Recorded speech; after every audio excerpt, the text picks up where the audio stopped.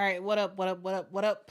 What is up, awesome people of the internet? We are back. We are back. Thank you so much for your patience. All right, so earlier in a live stream, we talked about the winners of the transfer portal. Now, I kind of want to give the other side of it and talk about the losers because everybody can't be a winner. You can't always win all the time, okay? And because you can't win all the time, sometimes you got to lose every now and then. Sometimes when you are trying to build a program of the future, a program that you can really hang your hat on, sometimes stuff comes into place. Stuff that you can control as a coach, stuff that you can't control as a coach. And as a result, players leave. And sometimes you have more talent going out the door than you have coming in. And that is the case for some of these teams that we're about to talk about. That's the case for some of these teams because, again, everybody can't be a winner.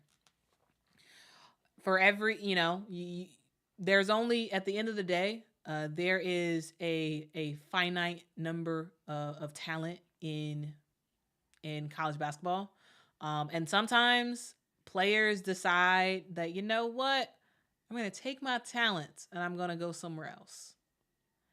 And that can make it or break it for a team, right?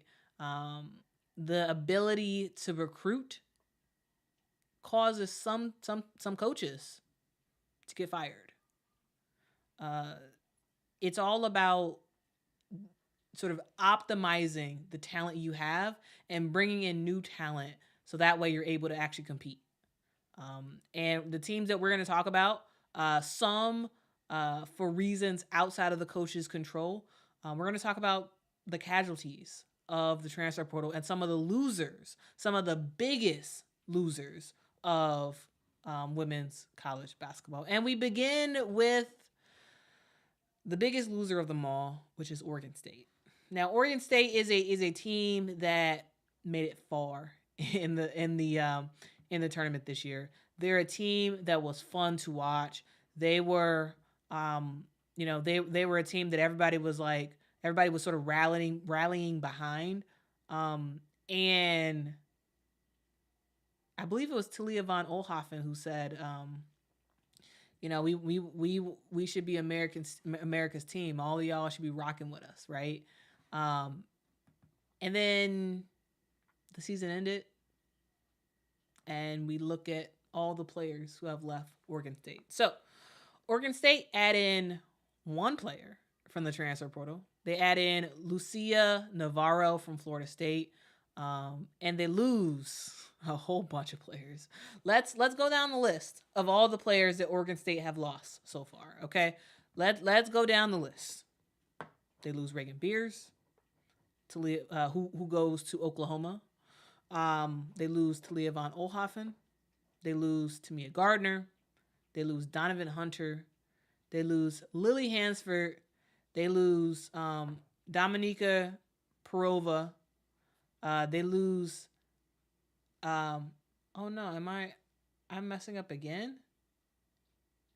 They lose Adley Blacklock. They lose Martha P. I can't pronounce her last name. They lose 8 players in the transfer portal. 8. They gain 1 player. And the reason why they lost all these players, the reason why Scott Ruick, who is really a phenomenal coach, really a phenomenal coach, the reason why they've gone through this is because of the Pac-12. The fact that the Pac-12 is no more. And instead of having a Power 5 conferences, we now have Power 4. The Pac-12 is gone, and Oregon State is joining the WCC, which is the West Coast Conference. It is not the best conference in the world. It's a conference for mid-majors, and the players who played at Oregon State this past season, a lot of them didn't want to play against mid-majors.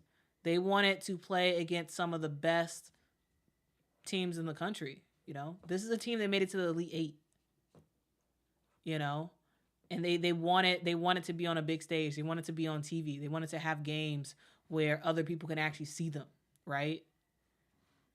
And so this team was basically decimated because players didn't want to play in a mid-major conference, which I don't blame them. I don't. It just sucks that Oregon State is a casualty of, and women's basketball as a whole is a casualty of football. That's basically what it was. The reason why the Pac-12 ended was because of football. In a future stream, we're going to actually dive into the specifics of what actually happened with the transfer portal. So yeah, but yeah, to me that is the biggest loss. The biggest loss is Oregon State because they basically lost their entire roster. They lost basically all their best players. They're all gone. They're all gone in the transfer portal. Not everybody has found a new squad, so it's technically possible that some of these players may return, but for the most part, they won't. For the most part, Donovan Hunter, of course, as I said earlier, is at TCU. We've seen Talia von Oelhoffen, who decided to go to USC. Reagan Beers is going to Oklahoma.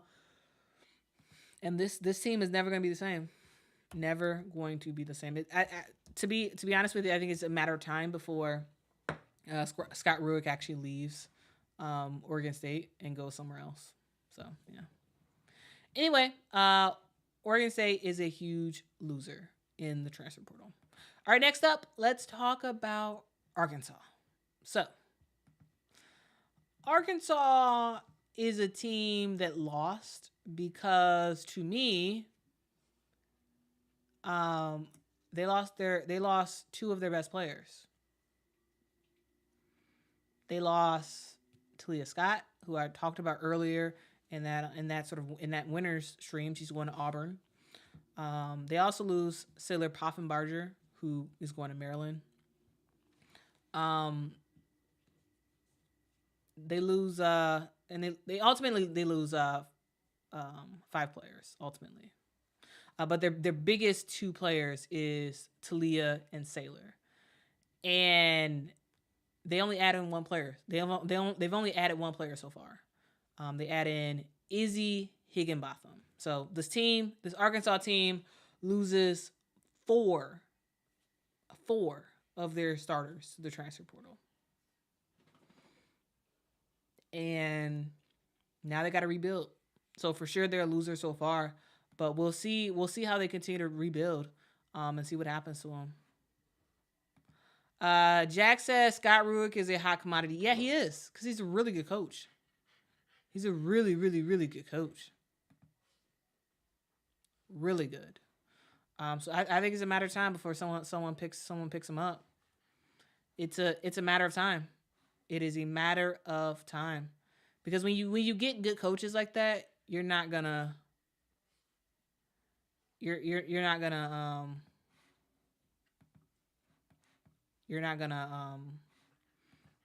stay hidden for long. He's going somewhere. He's going somewhere. Maybe not by the end of this season, but next season, I think Scott Rueck may be on his way out and somewhere else. Again, this has nothing to do with Oregon as a program. Oregon as a program is cool. There's a reason why those players picked Oregon to go to in the first place. But this is a casualty of the transfer portal. I mean, not the transfer portal. This is a casualty of football. That's why this is happening. It's because of football.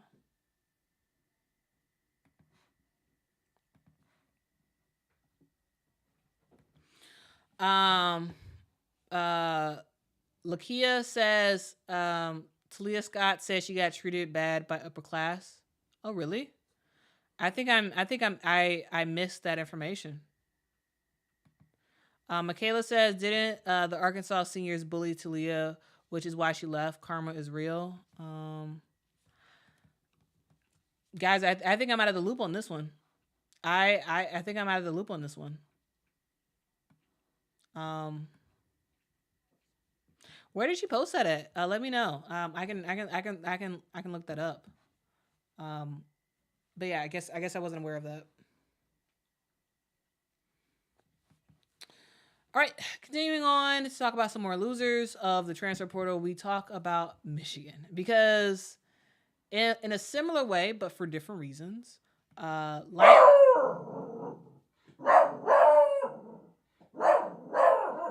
this dog,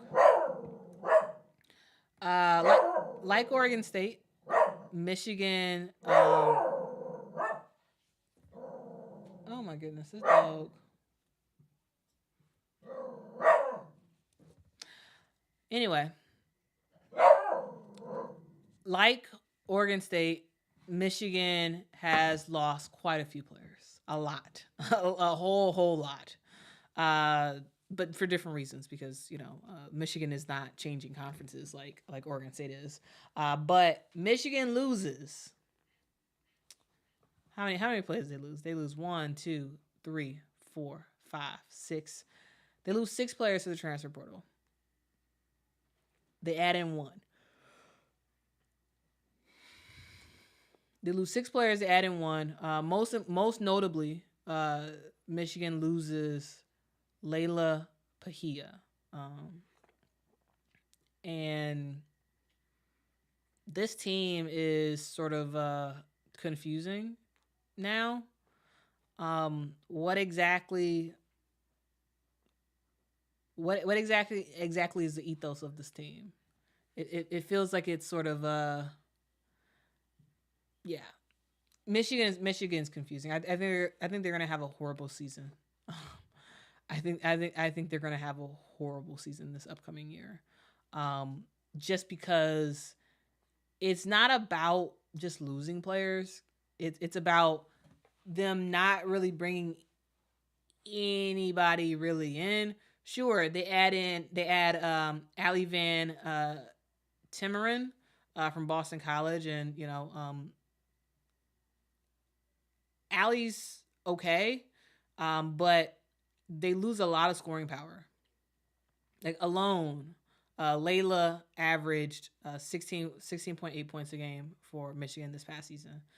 And Allie, who is coming in, Allie Van Timmerman, who's coming into Michigan, she's the only transfer that Michigan has coming in. This past season, she averaged 5.7 points for Boston College. So if you just look at one player for Michigan who left, it's a huge loss. What they have coming out to what they're bringing in, it's kind of crazy. It is kind of crazy.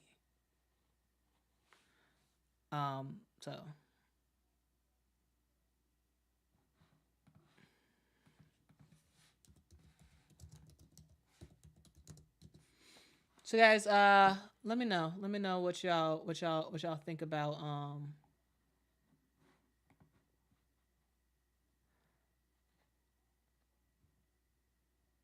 what y'all think about what's happening. Anyway, let's continue on. Let's see what comments y'all have. Chase says WNIT champs ? Are you you're interested in knowing who won the WNIT? Is that what you're asking? So, guys, the team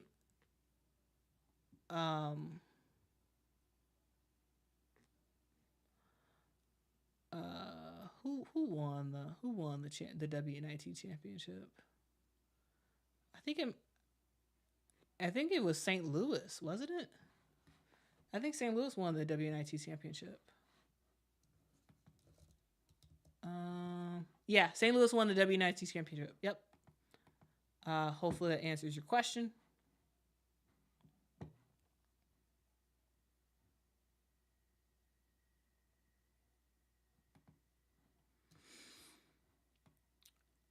Kat says, I just want to say thank you for all your time and effort into educating us on everything women's basketball. Love, I can come to one spot to get educated on so much. Thank you. Well, thank you. Thank you for rocking with me. Thank you for rocking with me. And you are right. Our Charlotte says Michigan does have some shooters coming in. They do. But like freshman shooters. They got freshman shooters coming in. And eventually, those shooters are going to be very good. But next season, I don't think Michigan is going to be very good. So, I could be wrong. I could be wrong. But you know, I think the benefit of transfers is the fact that these players have at least a year under their belt, and you're not sort of running the dice with freshmen. So absolutely, yes, they do have some great freshmen coming in. Absolutely. Um, and I think that I'm just personally not sure how ready they'll be sort of right off the get go. That's the thing. Charlotte, I could be very wrong about that, but I tend to put more stock on upperclassmen than freshmen. This past season, we saw some flat out amazing freshmen, flat out amazing. But I would say that to me, this past season, in terms of freshmen and what they were able to produce, to me, that's more of an outlier. Could be wrong. Could be wrong on that. And that's fine if I am. That is fine if I am. But that's my thoughts so far. Um, so so yeah, to me, Michigan is a pretty big loser in the transfer portal. Down the line after the incoming class that they have coming in, after they sort of get their feet wet a little bit, maybe it'll be fine. But right now, it's a pretty dramatic loss. It's a pretty dramatic loss. Now let's sort of talk about some other teams that have kind of lost, but I don't know if I would consider it a loss. So another team that sort of lost quite a few players is Colorado. Colorado's a team that lost 7 players. Most notably, they lost Aaronette Von Lay, and Aaronette Von Lay was phenomenal in the paint for this team. Um, and it's a pretty big loss. So Aaronette Von Lay alone is huge. Yes, they do bring in 2 players, one from Iowa State and one from Oklahoma. But overall, I think it's a pretty big loss for this team. Um, this past season, Colorado was pretty good. They're pretty good, and I'm interested to see how they look going forward. But yeah, to me, I do think they lost. I do. I do think they are a loser in this draft. Or I keep saying in this draft, in this transfer period. Now let's sort of continue talking about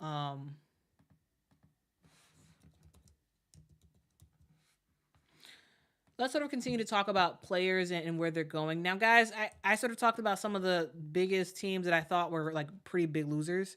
So now I want to just sort of do a grab bag of sorts, where we can where I can answer sort of any random questions that you all may have about the transfer portal, and see if we can get to some answers. Okay.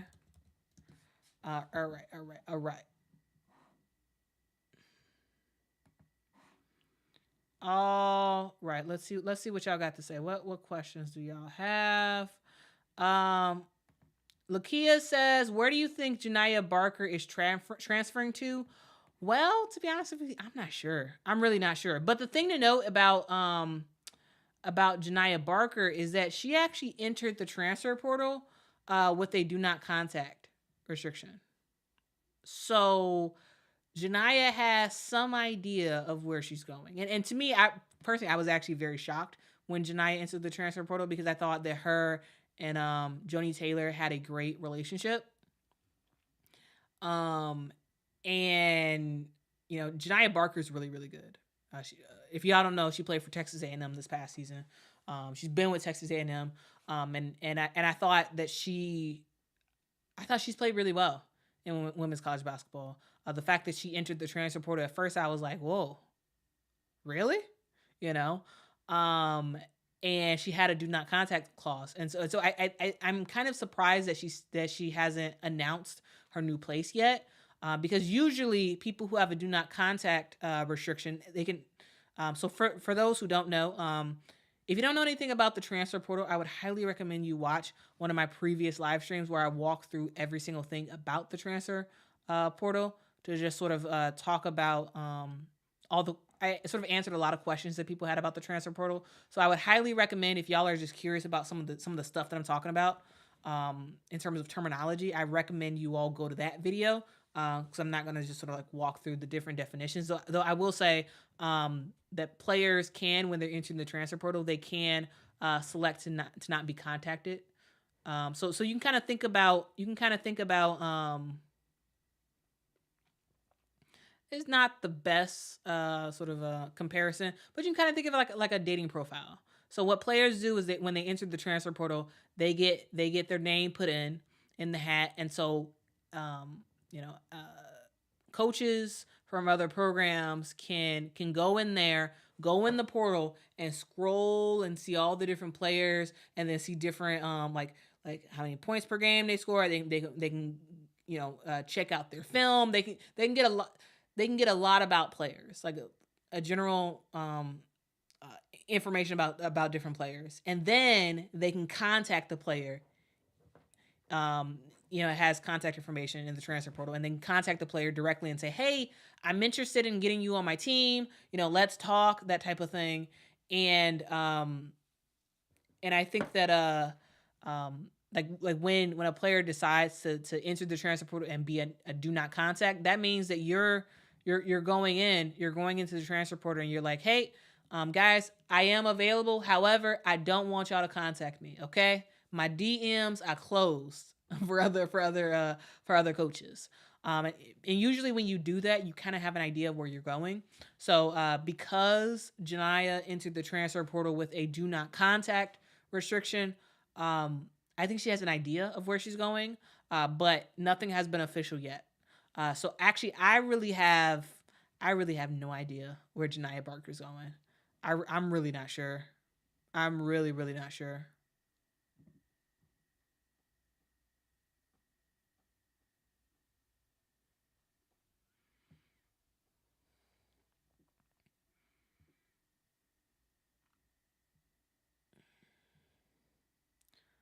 All right, all right, all right. Let's see. I'm trying to see if y'all have any other questions.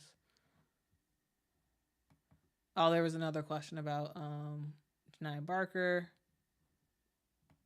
No, Quay Miller with Colorado did not get drafted, but she did get picked up. She did get picked up, but she wasn't drafted though. Jack says, I loved Colorado last year. Sad to see it blow up. Yeah.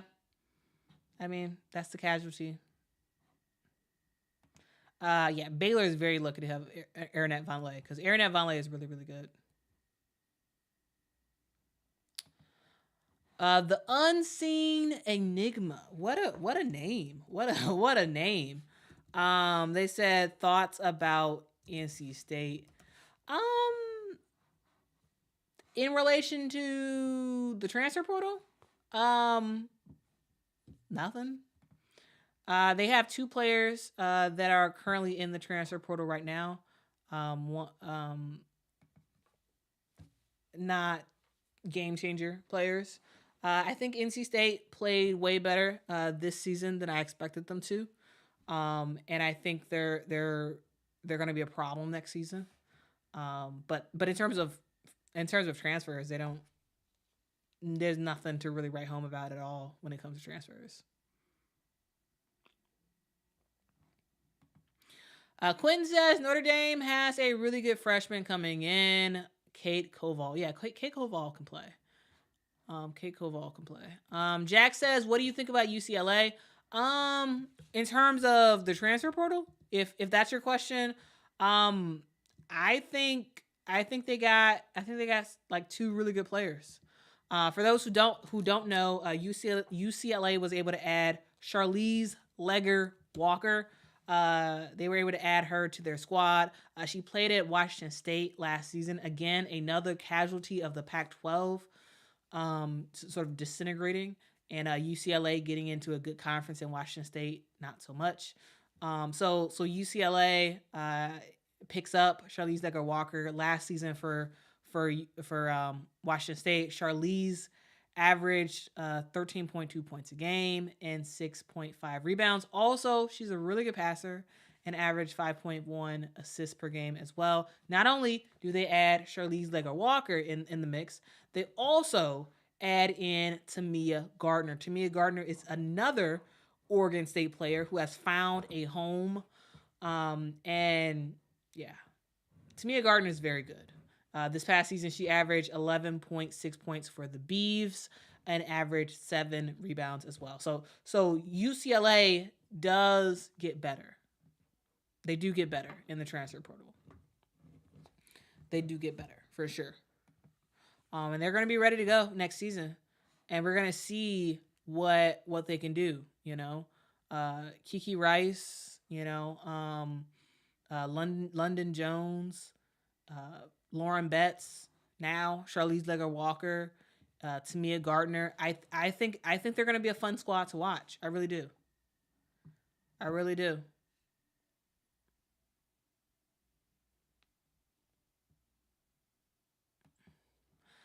Shree says, Shalimai Sanders did enter the transfer portal, and she did go to Alabama A&M. Her dad wasn't happy about her decision, but she did go to Alabama A&M. I was watching a video of him talking about it, and yeah, he's not happy with her going to Alabama A&M. And I think so yeah. But the reason why she left, because she wasn't going to play at Colorado. She wasn't going to play. I think it would have been better if she actually would have transferred to another like a smaller school in Colorado. I think she would have got some playing time there. I don't think she necessarily had to go all the way to Alabama A&M because it's pretty far from her family, which is largely in Colorado. But I also do think it's fine for kids to branch off from their parents and whatnot. But yeah. Lonely Music, yeah, we did. We talked about UConn earlier. Check the other video to hear about UConn.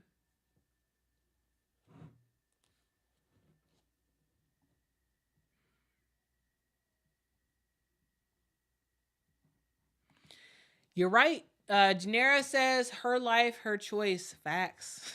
You're right about that. You are right about that, Janera. You're right. Phil G says, who is your way too early sleeper team in 2025? I don't know. I'm going to say TCU right now. I'm going to say TCU. TCU and Auburn. Yeah. As of this exact moment, those are my way too early sleeper teams. TCU and Auburn. All right.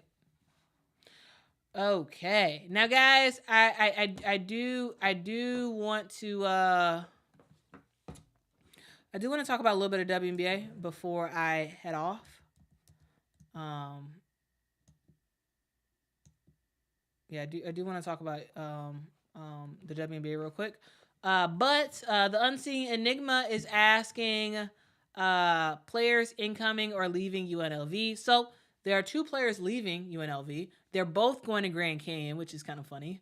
You have Alyssa Durazo Frescas. She is a 5'7" guard. This past season, she averaged 7.8 points a game. She is going to Grand Canyon. She's already confirmed that. Also, you have Nneka O. I'm going to pronounce her last name wrong, so I'm not even going to say it. Nneka O.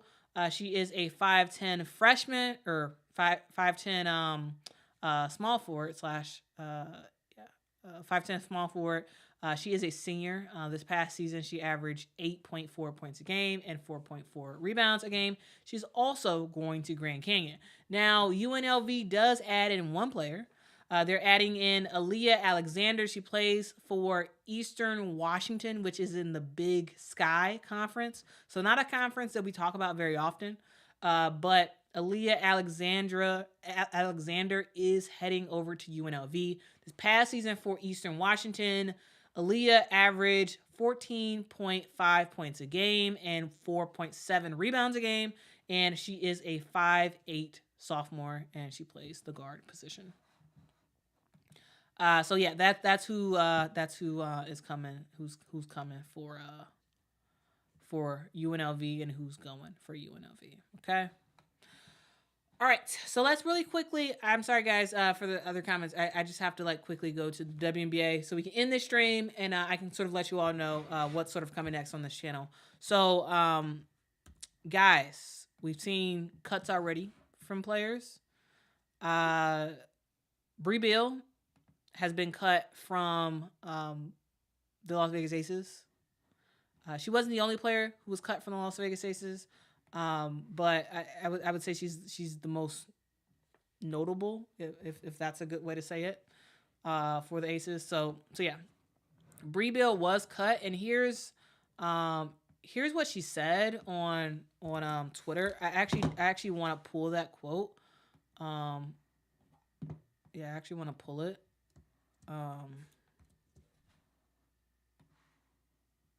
Because guys, it's never fun. It's never fun when a player gets cut. So here's the quote. Bree Beal posted on social saying, I wanted to break the news first and let you guys know that I was waived from the Aces today. It was amazing to be a part of a championship atmosphere, and I am thankful for the opportunity. I am still in great spirits and look forward to the next chapter of my life. Now, guys, it's never fun when a player gets cut. It's never fun. Like, yes, sure, I thought that she was gonna get waived from the Las Vegas Aces, but still, like, you know, just because I was right in that does not mean that, like, oh, I'm like, you know, like, it still sucks. It still sucks that a player got cut, but that's the casualty of the WNBA. That's what happens. The WNBA can only have 144 players maximum.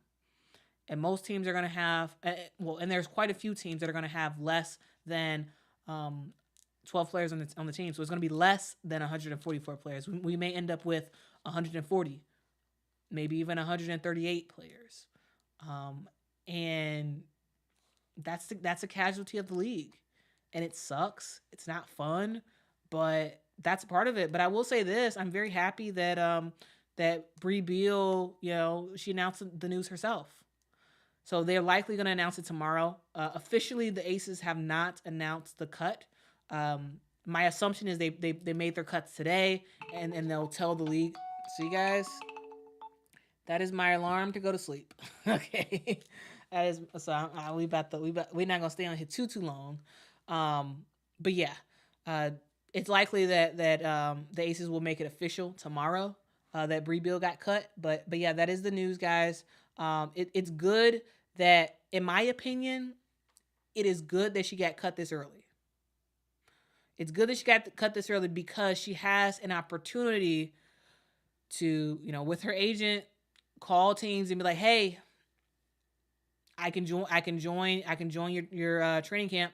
You know, I can do that. I think it's better for if a coach knows at the start of training camp that did they announce it? I didn't see it. Sorry. They said they announced it. Oh, okay. So the Aces did announce it. Okay. Well, I saw Bree Beal's post before the Aces announced it. So yeah.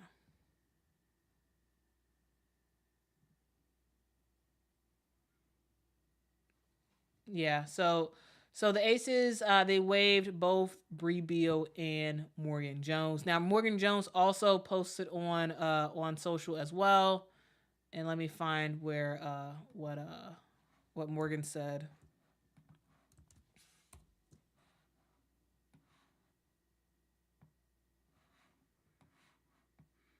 And here's what Morgan said. Morgan said, "Super proud of myself. My head is high. I believe in myself, and I know God always. God got me always 100." So yeah, that's what Morgan Jones put. So both Morgan Jones and and Bree Beal have been cut from the squad. I do think it's good that they know this so early, and the reason why is because they still have an opportunity to get picked up by somebody. Is it likely? I don't know, but it's better than a team knowing that they're going to cut someone and keeping them. Because hey, if you don't want me, just let me know so I can move on and try to find something else. So I think it's good for teams to like quickly cut players. Like some people were like, "What? How did they cut her so fast?" Training camp just started on Sunday. Well, they had multiple opportunities to see both Morgan and Bree play, and we'll see. If they can find somewhere else before the season starts to sort of hop in a training camp and see what happens. So yeah, we'll see. We will see, guys. Anyway, continuing on. Yeah, Todd says the Aces did post the cuts on Twitter. Andre says Chicago plays tomorrow. Yes, they do. They still do. And that and RC says leave Kate alone. Guys, I don't believe Kate Martin's getting cut. I talked about it yesterday. Not yesterday. I talked about it on when did I talk about it? Tuesday. Kate Martin's not getting cut in my opinion. I think she's gonna make the roster.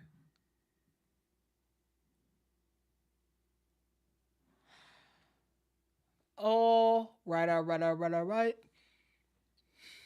So let's talk about the WNBA League Pass, and let's talk about some games that you all will be able to watch tomorrow, or talk about a game that you all will be able to watch tomorrow. Now tomorrow is the start of WNBA preseason. And I want to make sure that you all are aware of what games you can and cannot watch. Because, guys, every game is not available. Every preseason game is not available, okay? So here is officially what, here I'm going to show you all what the WNBA released. Because these are the games that we're going to watch. Be able to watch on WNBA League Pass, okay?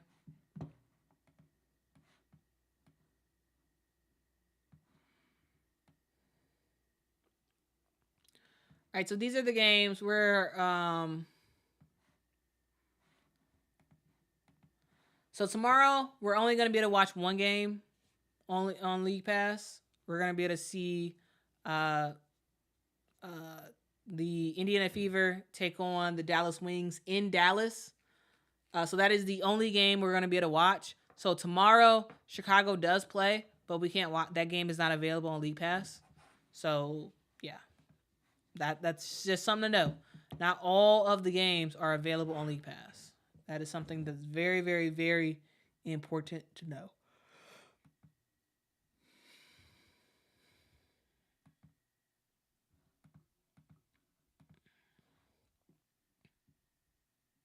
All right, so yeah, that Minnesota versus Chicago game in Minnesota is not available.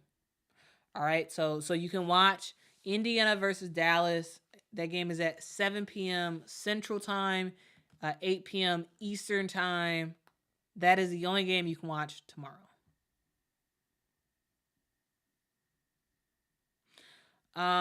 Then on May the 4th, you'll be able to watch LA versus Seattle. That game is in Canada.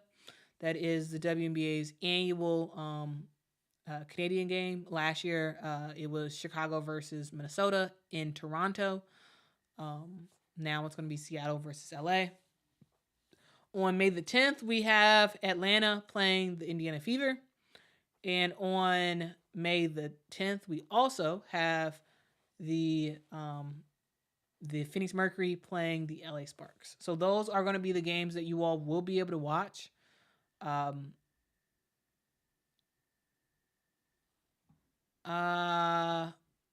Don KJB says Sky versus Lynx is on WNBA YouTube. How? It's not on League Pass. I'm confused. Can you give more clarity on that? Can you please give more clarity on that? That would be fabulous.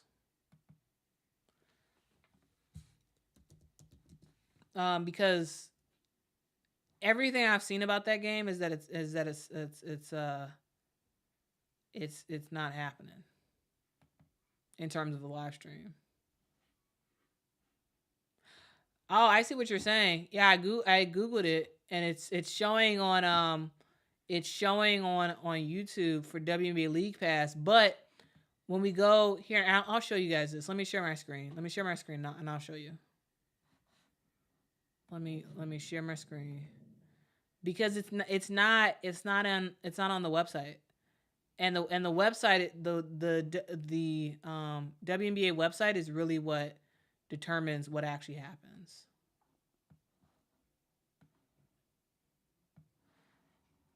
All right, so guys, here's the WNBA website right here. Okay, we can see here that tomorrow's game, Indiana versus Dallas, is on WNBA League Pass. Okay, and restrictions apply. That just means that if you are in the Texas area and you have access to Bally Sports Southwest Extra, you will not be able to see the game. The game will be blacked out in League Pass to force you to go to Bally Sports Southwest Extra. But that game is going to be on League Pass. This Minnesota versus Chicago game, there is no League Pass badge, which means that they're not streaming this game. Now, why is this game on YouTube? I have no idea. But according to the WNBA's website, this game is not going to be on League Pass. Because all League Pass is just taking the local stream and using that for League Pass. That's all it's doing. In Minnesota, there's no TV provider that's airing that game. So because of that, that game is not available on League Pass. And it would say it right under here. Right under here, it would say it. It would say it right under there. But because it doesn't, that lets me know that this game is not going to be on League Pass. So yeah. But this and then Saturday it's showing League Pass for. So guys, just go to the WNBA website. Go to the WNBA website. Click on schedule. And you will be able to see what games are on League Pass. If there's a League Pass badge, that means it's available on League Pass. If there is no League Pass badge, that means you cannot watch it on League Pass. Michaela says on the WNBA app it says that it has WNBA League Pass. I don't know. For me, I focus on what is on the WNBA website. Clearly, the WNBA is having issues with the developers or something. Because why is it that it's showing up on YouTube for that Sky versus Minnesota game? It's not showing up as a League Pass game on the WNBA website. And supposedly it's showing it on that it is a League Pass game on the WNBA app. So I don't know. I use the WNBA website as my North Star of what is actually true and what is actually going to be on League Pass. So clearly there's some issues because they don't have all their stuff updated. And the WNBA posted about this is the schedule. This is the schedule that the WNBA posted themselves. So I also think this is like the truth right here. These are going to be the 4 games for preseason that will be available. Why exactly the other stuff is messed up, I don't know. I don't know. Bluter's Bunch says, is the League Pass badge just for live? The video on demand could end up there just like the regular season. No. Yes, during the regular season, yes, but in the preseason, somebody has to record the video. There is again, let's look at the website. There are no local providers for these games. So who's recording it? That's the thing. Who's recording it? Nobody. So no, I don't believe it's going to be on League Pass later because there's nobody recording it. So yeah.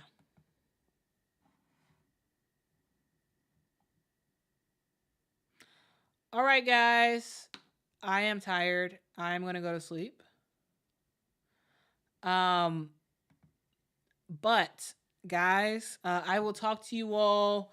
We'll probably do a stream at 5:15 p.m. Central Time tomorrow, because I do want to do like a more of a preview before that Indiana versus Dallas game. We're going to talk about some of the players on both of those teams, and we're going to talk about like what's like, who's likely that's going to be playing in preseason and what we're likely to see and whatnot. So we're gonna talk about that game before it happens at 5 p.m.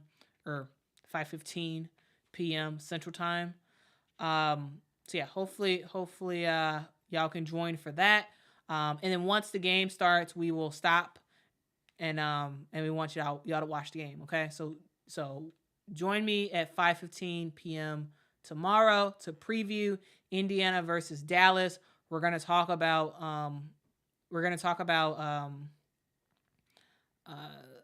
both rosters. We're gonna sort of do a quick version of a deep dive of both rosters. And also, guys, before y'all go, I have some fantastic news to share with you. So I did reach out to the Chicago Sky about helping them with their video stuff. And so we'll see if they say yay or nay.